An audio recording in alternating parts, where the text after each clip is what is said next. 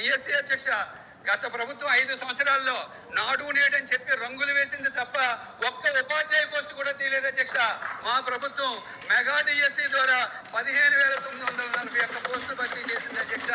అంతేకాదు అధ్యక్ష, ఎవ్వరూ కూడా అడగకుండా మా గ్రాడ్యుయేట్ ఎమ్మెల్సీలు కూడా మేము అడగకుండా మా గౌరవ విద్యాశాఖ మంత్రి గారు మేము ప్రతి సంవత్సరం కూడా టీచర్ పోస్టులు భర్తీ చేస్తాం, పేద పిల్లలకి విద్యను అందిస్తాం అని చాలా స్పష్టంగా చెప్పి దానికి అనుగుణంగా చర్యలు తీసుకుంటున్నారు అధ్యక్ష.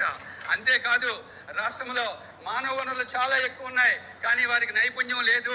ఫస్ట్ స్కిల్ సెన్సెస్ ని మంగళగిరిలో డెవలప్ చేసి స్కిల్ సెన్సెస్ ని సేకరించి దానికి అనుగుణంగా నైపుణ్యాభివృద్ధికి ప్రాధాన్యత ఇస్తున్నాం.